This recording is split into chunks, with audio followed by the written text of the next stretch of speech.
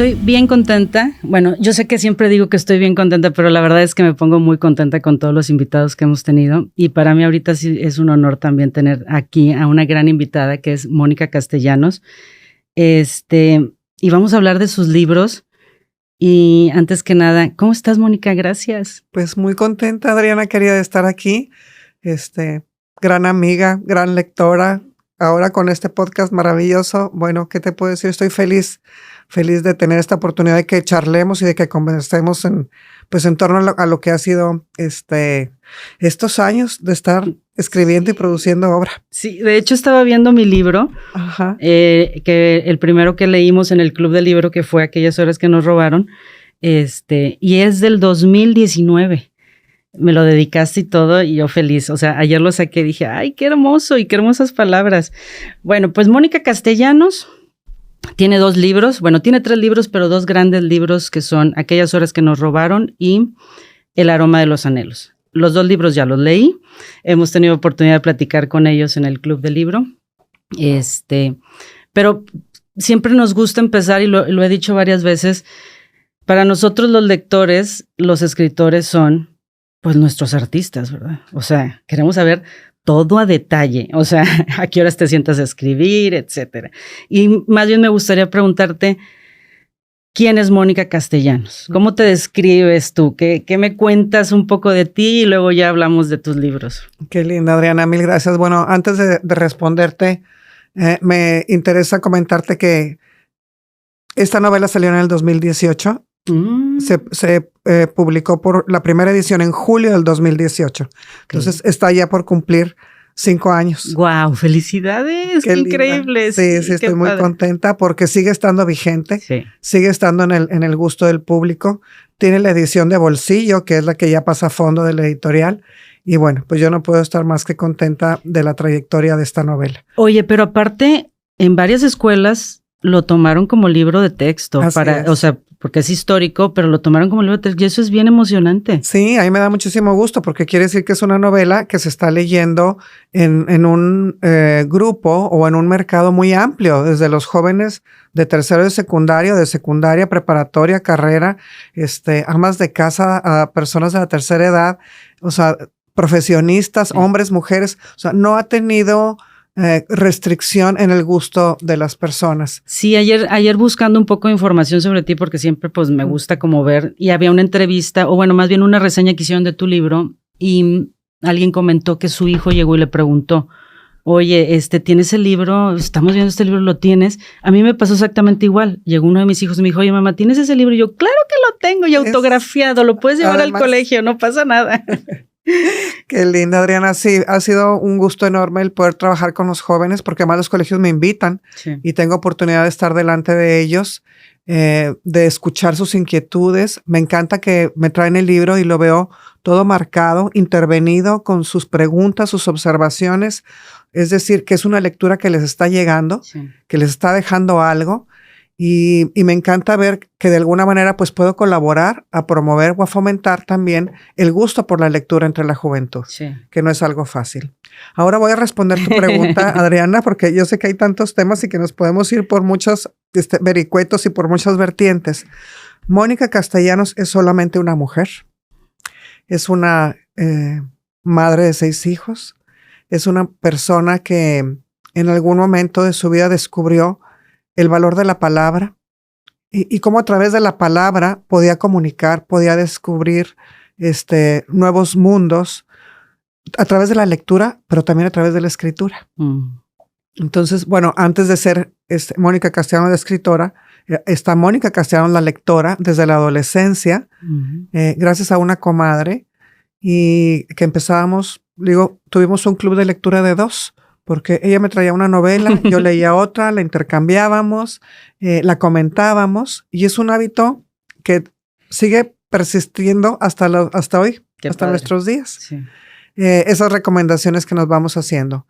Pero la Mónica escritora también surge desde la adolescencia, a los 17 años, y es gracias a una tarea que deja una maestra, y era un escrito libre. Los demás hicieron pues sus textos y yo hice una novela. Wow. Fue mi primer novela, una novela corta que se quedó en la universidad ahí en un compendio junto con el trabajo de mis compañeros. Y que el borrador, pues mi mamá, como hacen todas las mamás, las madres en algún momento, pues daba un cuaderno de estos pautados. Si uno escribe, ¿verdad? Pues se fue a la basura junto con todo lo demás. No me digas que yo hago eso con los trabajos de mis hijos. Yo igual. Sí. O sea, empiezas a hacer limpieza y dices, este cuaderno ya no sirve, pues se va a la basura, ¿no? Lo ves todo lleno, todo escrito. Entonces, Mónica Castellanos es esta mujer, es esta persona que tiene esta inquietud dentro por comunicar, por decir algo. Es la Mónica que en un momento determinado de la vida dice, yo ya me quiero dedicar a esto, que es lo que a mí me apasiona. He sido esposa, he sido madre, pero ya este reclamo es un reclamo fuerte y lo tengo que seguir. Entonces, he contado con el apoyo de mi familia, el apoyo maravilloso de todos ellos y están muy orgullosos de todo lo que hago. Pero sobre todo es que yo ya encuentro este camino, que es el camino que yo quiero seguir, Adriana, hasta el último día de mi vida. O sea, yo quiero que mi vida termine y me encuentre así, escribiendo. Wow, qué maravilla. Y aparte 6 hijos, o sea, nada fácil. Si yo con 4 de repente digo con 6. Pues ya 4 son bastantes. Sí, ya 4 ya suman, pero... Y creo que esta parte de pasión que tú me platicas ahorita, de verdad que la puedes sentir en tus libros. Te lo he dicho varias veces, o sea, las veces que he tenido oportunidad de leerlos. Se siente pasión y eso a mí, o sea, bueno, yo creo que a los que nos escuchan les encanta escuchar porque cuántas mamás o cuántas personas o cuántas mujeres, olvídate si sean mamás o no se atreven a hacerlo y que puede ser un llamado, como tú dices, bien importante, y sé que por ahí es donde surge tu primer libro, que es Canasta de Mujeres, ¿verdad? Canasta de Comadres. Canasta de Comadres, sí. Canasta de Comadres la comencé a escribir en el 2000 okay. Y la terminé en el 2013 y se publicó 2 años después. Entonces fue un proceso largo, justo porque no encontraba el tiempo. Tú sabes, como mamá, que eres chofer, eres maestra, eres psicóloga, eres doctor, eres porrista, eres todo lo que te puedas imaginar, ¿no? Sí. Les das apoyo psicológico, académico, emocional, todo lo que necesiten. Pero surge esto, que tienes un tiempo limitado. Uh-huh. Y aunque quieras dedicarle el tiempo primeramente a lo que sea tu pasión, pues está esa responsabilidad también que no puedes dejar de lado, ¿no? Uh-huh. Y eso fue lo que a mí me pasó. Que escribía un capítulo en verano y luego en diciembre lo borraba y en Semana Santa la volví a escribir y otra vez en verano lo cambiaba y por eso se dilató tanto esa novela. Sí. Pero a partir del 2012, de diciembre del 2012, es cuando yo dije ya, ahora sí ya me quiero dedicar ya de lleno. De lleno, total, ya. Totalmente, ¿verdad? Mis hijos ya estaban... Pues el más chico tenía 16 años, o sea, ya realmente no había esa necesidad de que estuviera tan presente en casa, tan presente entre ellos. Digo, nunca los dejas, obviamente, pero sí yo ya podía disponer de mi tiempo, Adriana. Ya. Uh-huh. Y eso hace la enorme diferencia de tomar un horario, o sea, yo dejé de trabajaba, dejé mi trabajo y entonces adopté el horario de oficina, uh-huh, para escribir. Yeah. Y empieza esta creación, pues, de aquellas horas que nos robaron, del aroma de los anhelos, que lo escribí primero. Primero, ¿verdad? Uh-huh. Sí. Antes el de Canastas, no. Después de Canastas, publicaste el aroma de los anhelos. Sí. Se publicó primero sí, pero escribí primero el otro. Ok. Uh-huh. El aroma de los anhelos me parece que es un libro, vamos a platicar de él, porque está, uh-huh, bien lindo. Sí. Es más, yo creo que las 2 novelas...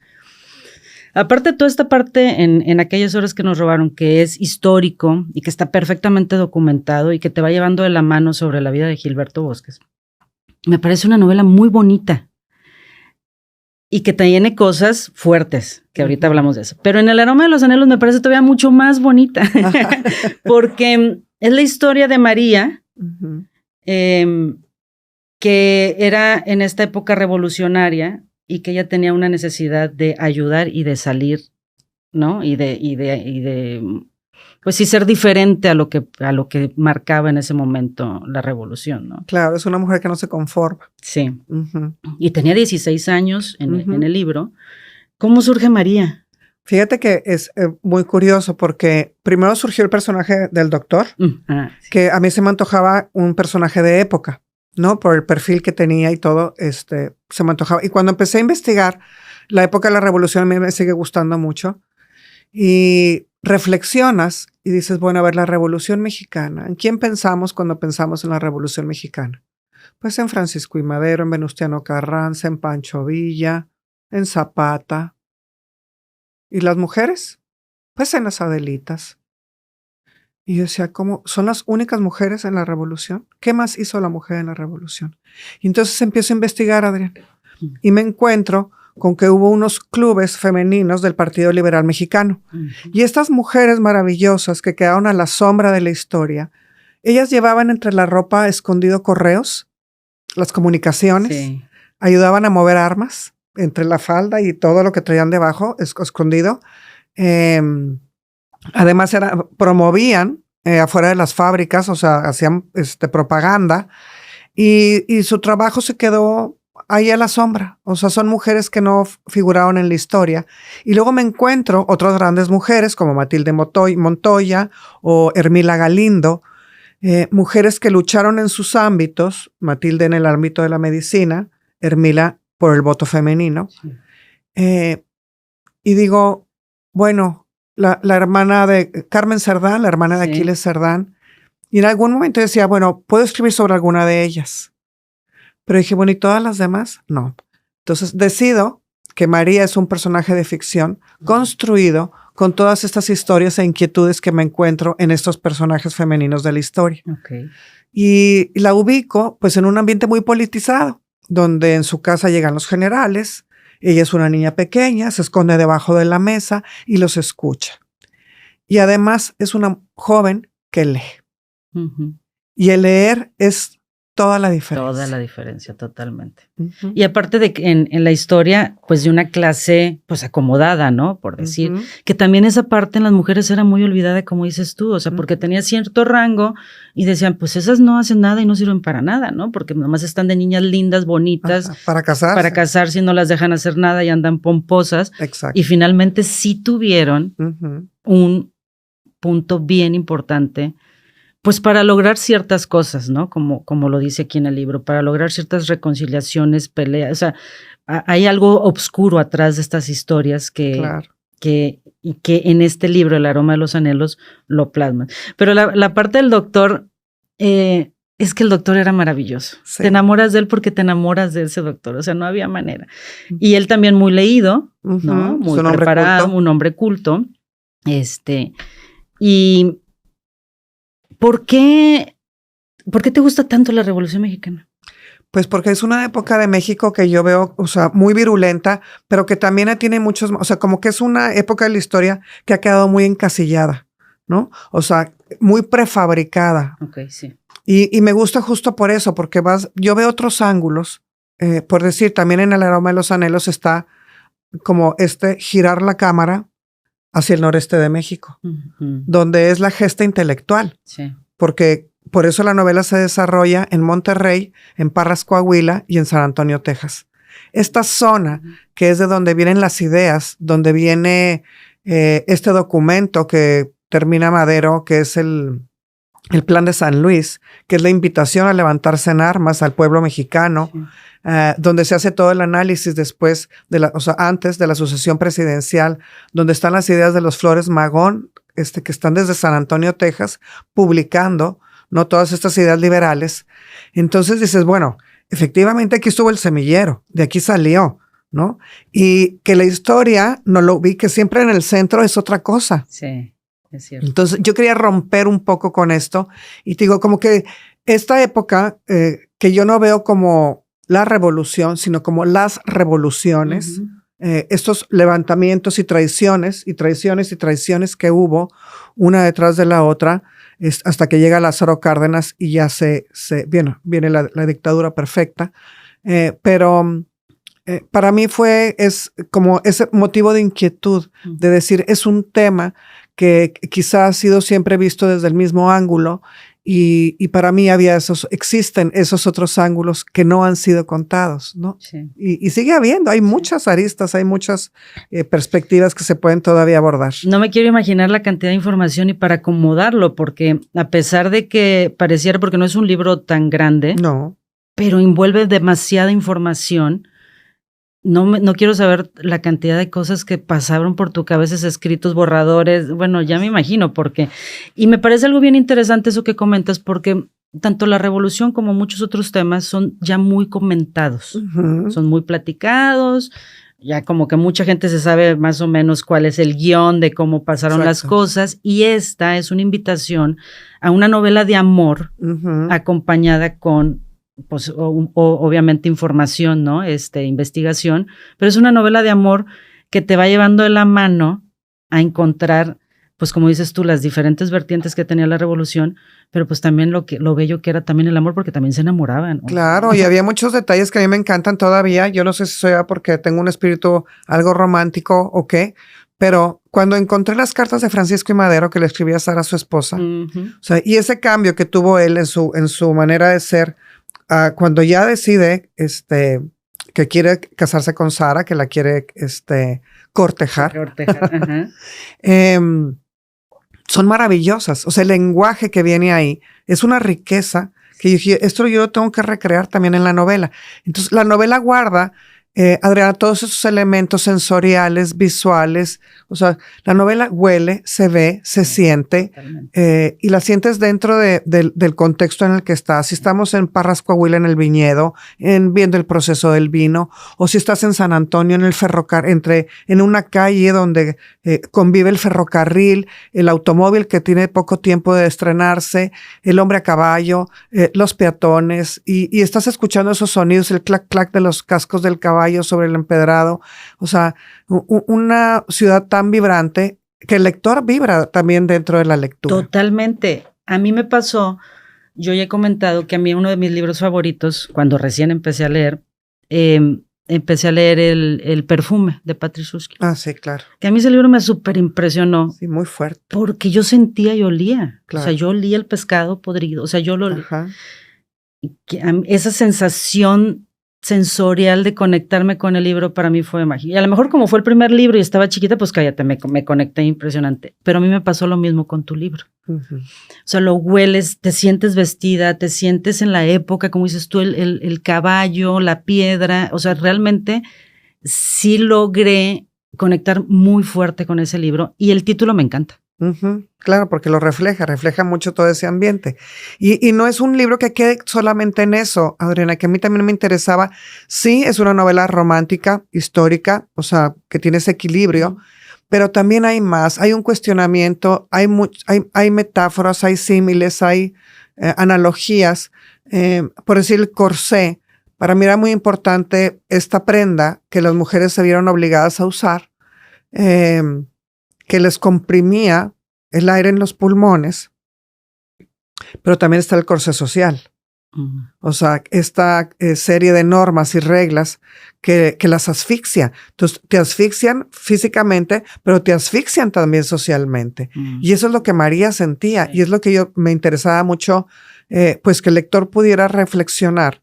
Y sobre todo delante de estos tipos de mujer que están en la novela, que es María, que es Angélica, una antagonista con la que no te puedes enojar. Sí.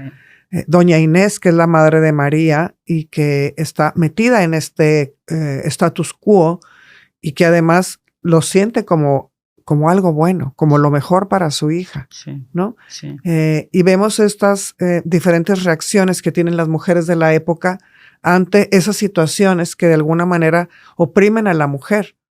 Y lo oprimen hasta físicamente, que era el tema del corsé. Exactamente, lo oprimen hasta físicamente. Hay una escena que a mí me gusta mucho donde María se pone los pantalones de su hermano. Sí. O sea, que ella está desesperada porque no puede hacer lo que hace su hermano por ser mujer, ¿verdad? Sí. Y es esa imagen de decir, esos pantalones simbolizan pues toda esa lucha que la mujer ha tenido en todos estos años y que de alguna manera, pues el que estemos tú y yo hoy aquí el que te hagamos pantalones, el que tengas una cuenta de cheques, el que tengas una empresa o el que tengas el derecho a trabajar en el trabajo que tú quieras, que puedas elegir libremente a tu marido. O sea, el ir a votar, a mí me impresionaba porque esto de la reflexión, yo decía, a ver, Hermila Galindo estuvo desde 1910 luchando por el voto de la mujer en México y se concede hasta 1953. Wow, sí. O sea, ¿cuánto tiempo después? Y decía, bueno, y mi mamá nació en 1928, quiere decir que ella se casó, nacieron mis hermanos mayores y ella no podía votar. Entonces decía, el derecho al voto, o sea, es un derecho ganado para mi generación, pero no, o sea, en la generación de mi mamá, o sea, no es algo como que muy lejano en la historia, sino es algo que se ha adquirido recientemente, ¿no? Es historia actual. Y que no se ve en esta lucha que ellas, una María de ficción, pongámosla así, luchó para que nosotros tengamos esto ahora, ¿no? Entonces, de alguna manera también el aroma de los anhelos es toda esa reflexión, pero es esa manera de homenajear o de guardarle ese respeto a todas las mujeres que antes de nosotros sufrieron, lucharon, murieron, para que nosotros ahorita estemos disfrutando pues de estos derechos que se han obtenido a veces con un costo muy, muy alto. Sí, sí. Y, oye, la fotografía del libro fue una cosa de editores. No, a mí me interesaba cuando me preguntaban en la editorial que cómo quería la portada. Le dije, quiero un rostro de mujer al frente y quiero un ferrocarril atrás. Porque el ferrocarril también es como un personaje dentro de la historia. Y el tiempo o el ritmo que lleva la narrativa, Adriana, es justo el de un ferrocarril. Sí.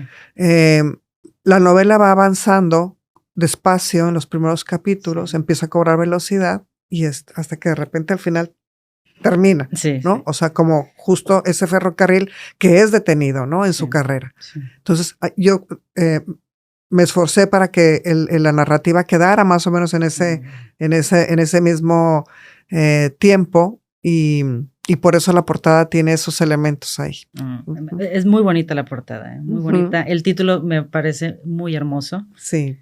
Sí creo que es una invitación a que lo lean porque, te digo, tiene esta parte romántica acompañada de mucha información y de todas estas reflexiones que sí las sientes, o sea, que sí te llevan a decir, ay, caray, o sea, no venía en vano todo este trabajo y ellas tenían también una necesidad, como a lo mejor nosotros tenemos otras ahorita, ¿no? Y que queremos, pero es muy bonito. Es muy bonita esa parte, cómo manejaste la historia a través de María y de todos los personajes de El aroma de los anhelos. Muchas gracias.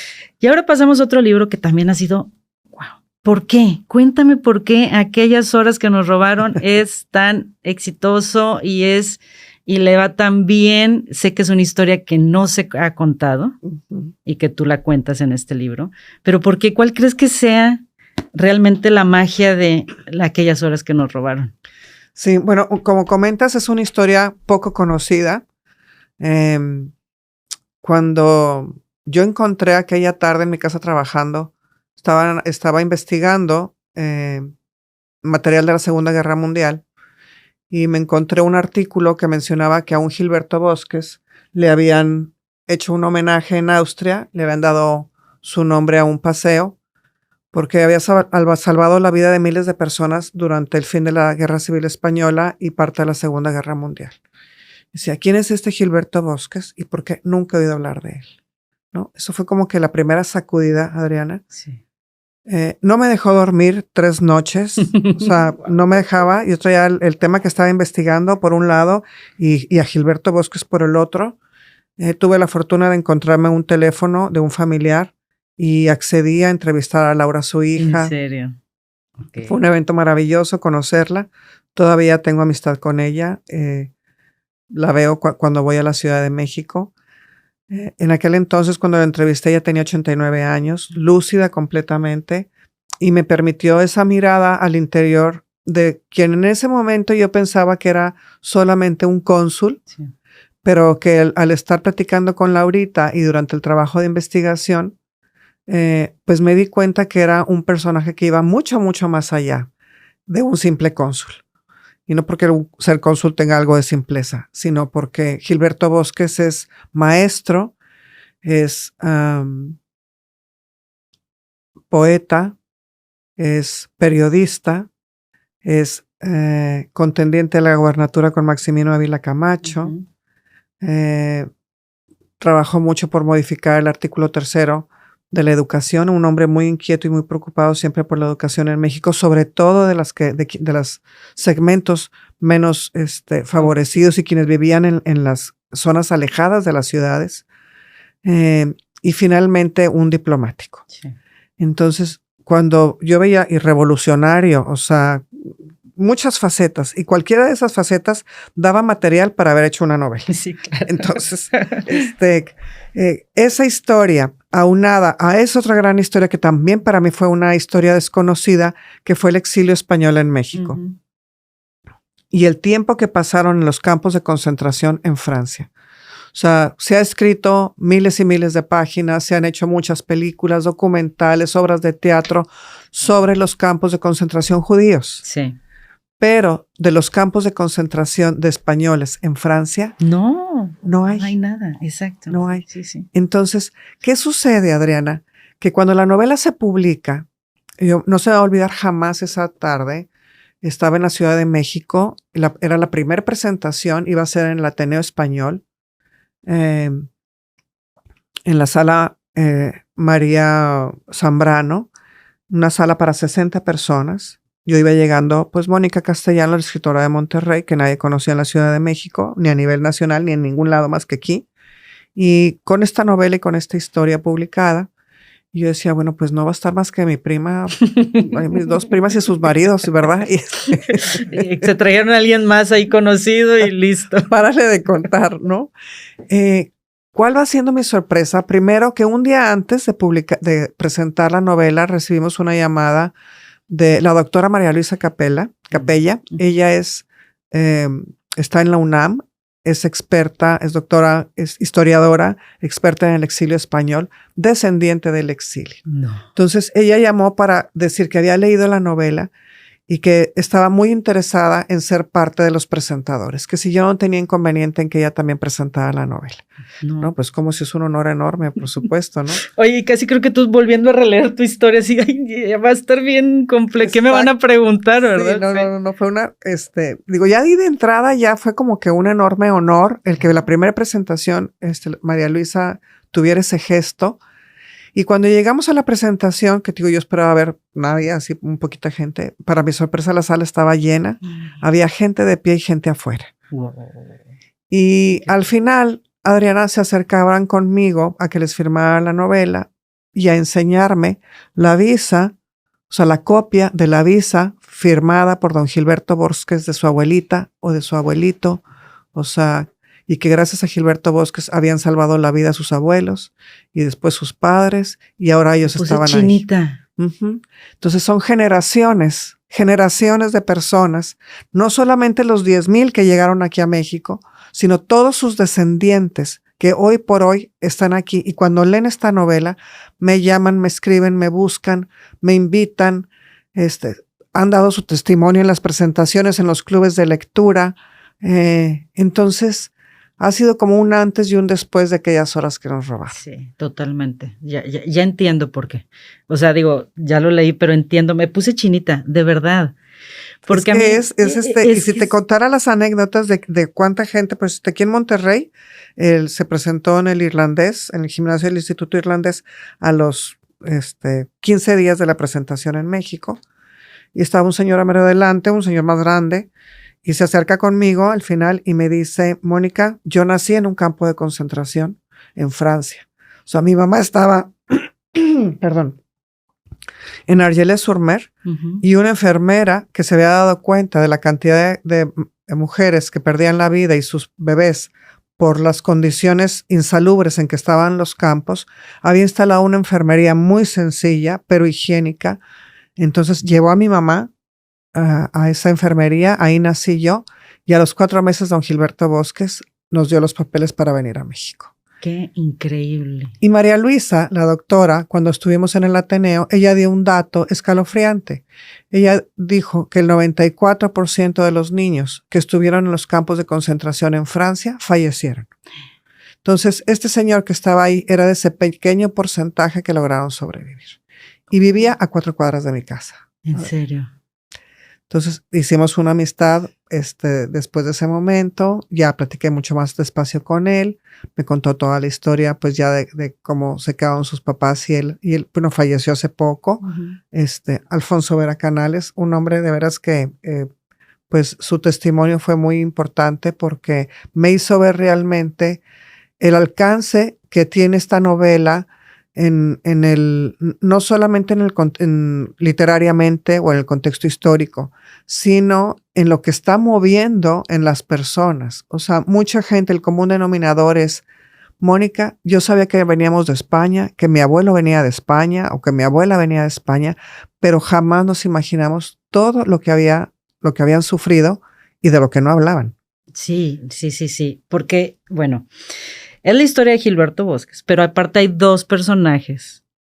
¿Son inventados los nombres? Sí, son personajes de ficción. Son personajes de ficción que son Guillermina. Guillermina Geralt y Frances Blanchard.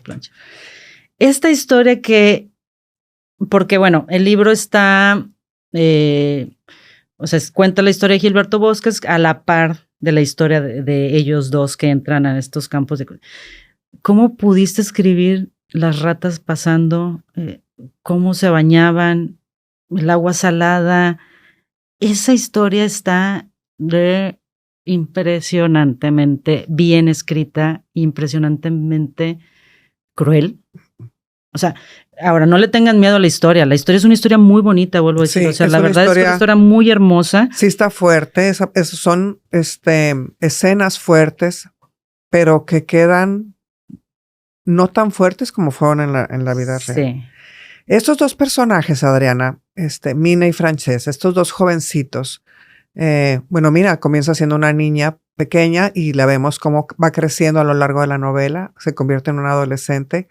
Están construidos con los testimonios de sobrevivientes de los campos o de sus descendientes que de lo que escuchaban hablar a sus papás, de los que contaron la historia, porque no todos la contaron, pero los que sí contaron, lo que hice fue, al documentar, pues fue que cruzar la información, ¿no? Que es uno de los procesos históricos que haces como para cuando documentas hechos históricos. Si uno de los sobrevivientes decía que les daban té de bellota y otro decía que les daban té de bellota y otro decía que todos los días llegaba un camión con comida y se iba con muertos y que estaban las ratas y que estaba la disentería y que estaba esta agua salada espantosa porque no había agua potable, o sea, y cómo se enfermaban y cómo venían las diarreas, pues todo eso está ahí. Entonces los personajes sufren y viven y encarnan todas estas situaciones que les tocó vivir en la vida real a quienes sobrevivieron los campos y a quienes no lo sobrevivieron también, ¿verdad? Entonces sí son personajes que se vuelven entrañables porque el lector los va acompañando en toda esta travesía. Es como un viaje épico que hacen desde la Barcelona bombardeada, ¿verdad? Hasta Francia, los campos de concentración. Y bueno, ya no les digo más porque tampoco les queremos hacer spoiler, pero sí es esta cercanía. Y además, si te fijas, la novela, todos los personajes, porque es una novela coral, o sea, hay muchas voces narrativas, todas son, está visto a través de los ojos juveniles. Porque cuando veía y documentaba y veía las fotografías de estos pequeños niños que estaban así los cuerpecitos alineados uno al lado del otro, pues cubiertos de sangre y polvo después de los bombardeos, cuando veía las imágenes del Argelès-sur-Mer, que son tremendas, y de los demás campos de Francia, yo me hacía la reflexión y pensaba, bueno, ¿qué sucede con los niños y los jóvenes? O sea, esos niños y esos jóvenes que tenían un futuro y que les es arrebatado por la guerra. Entonces, dije, esta novela tiene que estar narrada desde esas voces, O sea, tiene que ser la visión de los niños y de los jóvenes sobre la guerra. Sí. Esta guerra que existe, que ahí está y que siempre ha existido y que sigue existiendo y que lo más probable es que vaya a seguir porque es parte de la naturaleza del hombre. Claro. Y aunque queremos que ya no haya guerras, porque este es un grito para decir basta. Parece ser que el hombre es sordo y no entiende y siguen generando conflictos. Y es cierto, las escenas más trágicas son ver a niños sangrando al lado de los papás. Mutilados, que no saben qué hacer, no hay quien los rescate. Sí, esa parte es demasiado impactante, pero como dices tú, no lo vemos. No. Y no lo ven las personas que gobiernan, no lo ven en el sentido de decir, o sea, estos niños, claro, ¿qué va a pasar? Ni los niños ni los jóvenes cuentan. Sí. O sea, los niños y los jóvenes no cuentan en los conflictos bélicos. Y tenemos que mirar hacia ellos, tenemos que verlos. ¿Por qué? Porque esos niños y esos jóvenes, las vidas de esos niños y de esos jóvenes, es responsabilidad de los adultos. Sí. Estos adultos que son los que promueven los conflictos por intereses económicos, porque sabemos que las fábricas de armamento son el mejor negocio que existe, porque entonces los países poderosos van inventando estas guerras y estos conflictos para poder llevar ese armamento. Pero esos niños y esos jóvenes, ¿qué? Entonces, el título de la novela, Adriana, justo es esa, aquellas horas que nos robaron, porque es el grito de esos niños delante del conflicto bélico. Ayer que le mandaba a mi productor el nombre del libro, lo primero que me dijo fue, qué bonito título. Ay, mil gracias. Porque aparte agarra muchas cosas. O sea, pueden ser aquellas horas que nos robaron de muchos temas, de muchas cosas. Y a mí me pasó algo particular, creo que sí te lo comenté. Lo terminé de leer porque al final, también no quiero mucho spoilear, hay una lista, ¿no? De personas que se subieron a este barco cuando fueron rescatadas. Uh-huh. Que también eso cuando los jóvenes se suben al barco y que no saben si sentirse emocionados o no, que me causaba como un estrés. Uh-huh. Y aparece el apellido Muela.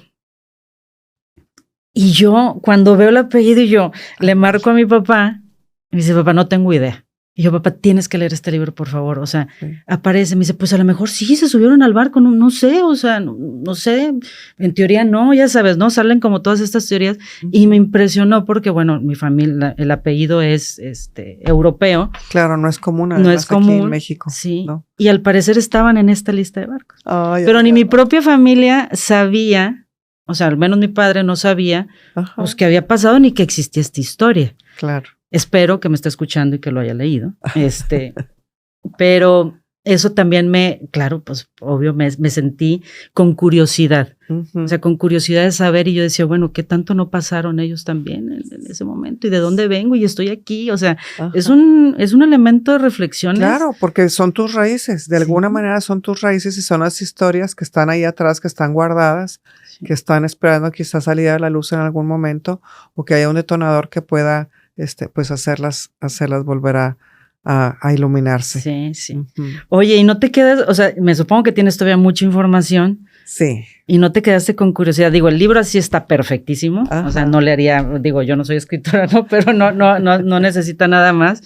Pero ¿con cuántas historias no te has de haber quedado que dices, la saco, no la saco? Sí, yo creo que de los mayores retos fue eso, decir qué se queda y qué no. O sea, qué entra y qué no entra. Tanto de la personalidad o de la vida de don Gilberto, como de lo del exilio, como de esas otras historias que estaban ahí también, por decir, en incluir a Ana Segers o de la familia Schwebel, o sea, sí. Porque es como una óptica de toda la situación mundial en ese momento, y como estas dos grandes historias pues se van alcanzando en el tiempo, desde que nace don Gilberto ahí en Chiautla de Puebla, hasta que vemos este momento ya durante la Segunda Guerra Mundial.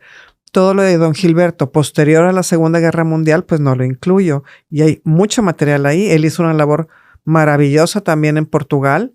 Siguió sacando españoles. Sí. Y luego en Cuba, cuando estuvo el gobierno de Batista y después de Fidel Castro. Wow. Entonces, hay más de 500 cubanos que trajo a México. Wow, sí.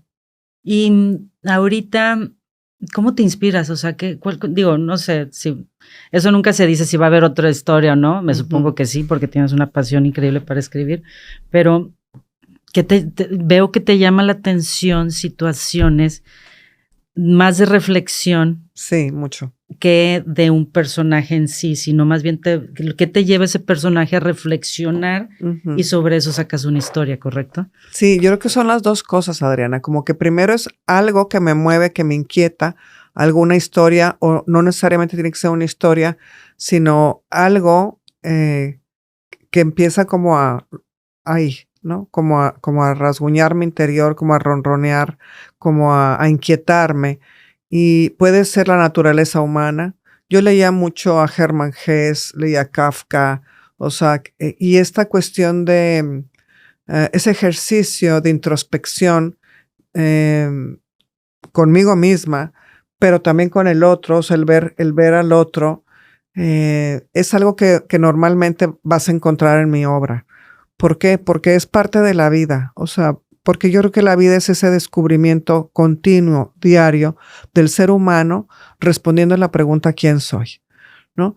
Y de alguna manera, pues los personajes hacen eso, o sea, van respondiendo esa pregunta sobre sí mismos, pero dentro de un contexto o de una historia mayor, ¿sí? En este caso, pues fue Gilberto Bosques, en la otra novela La Revolución, la que estoy terminando ahorita, bueno, pues es otra novela que también es una historia del noreste de México, pero ahí vemos la historia de una mujer, y es una novela preciosa, preciosa, de veras, no es por nada, pero me gusta mucho.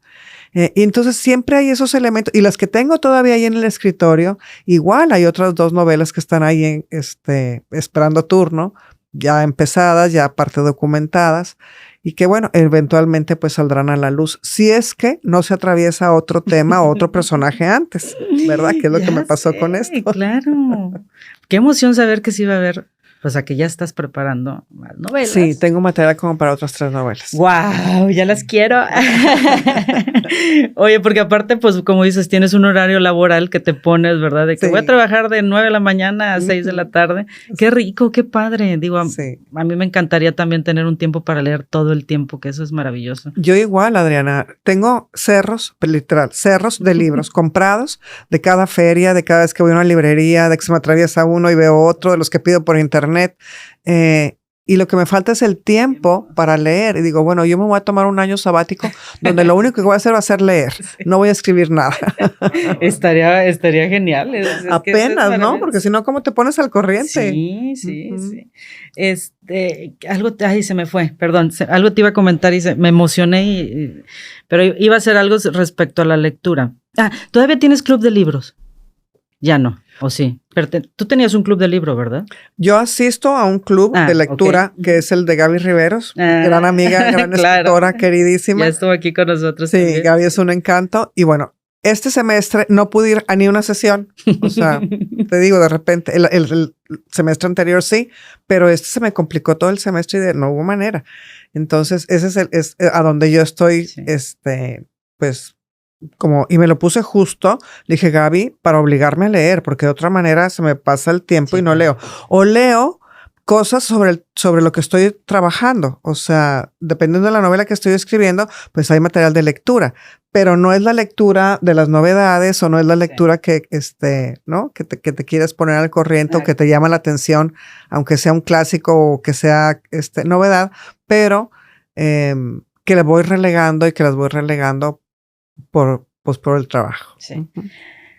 Y es un orgullo tenerlas aquí. Gaby estuvo aquí conmigo, Mónica, y voy a seguir contemplando más escritoras de la región de Monterrey, porque la verdad es que han hecho un trabajo increíble todas juntas. Sí. Sofi también. Sí, Sofi también. María de Alba, ahí vamos. Pues al menos ya volteó todo el mundo a ver para acá. O sea, porque tienen obras increíbles, literarias, pero ya todo el mundo volteó para acá y ya, pues, están sacando en alto el nombre de todas las escritoras que a lo mejor no se atrevían o X, ¿no? Lo que pasa que hay un trabajo muy largo atrás. O sea, la centralización esta de la que hablábamos junto con de la novela, sucede también en el ámbito editorial. O sea, todo está en México, todo pasa en México. Y no se voltea a ver a otras regiones o a otros lugares. Entonces, llegar a la Ciudad de México y que te publiquen no es fácil.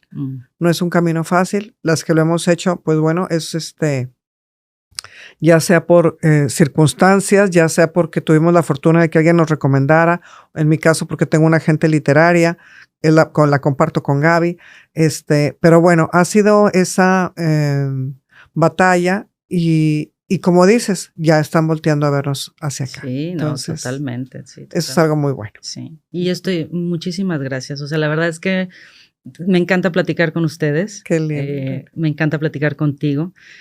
La verdad tienen que buscar estos libros, El aroma de los anhelos. Estoy segura que casi todo Monterrey ya los leyó, pero bueno, todavía hay quien falte. Y yo, bueno, tengo una invitación para estar a fines de este mes, que es una invitación que me da muchísimo gusto, en el Festival de Letras de la Academia de Historia y Geografía de la UNAM. Oh. Voy a estar el 27 en la Ciudad de México y además de todas las ferias que sigo recibiendo invitaciones, comentamos esto. Es una novela que se publicó en el 2018 y siguen invitándome de ferias y de clubes de lectura y de cada vez más. Sí. Es algo maravilloso y bueno, pues a mí me llena mucho de orgullo el que también la academia ya voltea a ver mi trabajo. No, cómo no, claro. Felicidades por eso. Claro. Gracias, Adriana. Muchas gracias. Aquellas horas que nos robaron, El aroma de los anhelos, de Mónica Castellano. Búsquenlo, vayan corriendo ya a comprarlos, la verdad. Muchísimas gracias. De verdad ha sido un placer escucharte. Ha sido un placer verte otra vez después de tanto tiempo. Y gracias por tu tiempo, porque es muy valioso y ha sido bien enriquecedor. Qué lindo, Adriana. Al contrario, muchísimas gracias a ti, muchas gracias aquí a producción y a quienes nos escuchan. Bueno, pues aquí estamos para servirles. Gracias. Esperen más de Mónica, por cierto. Más. Hay más. Viene más. Muchas gracias, señor productor y querido Jerry. Gracias.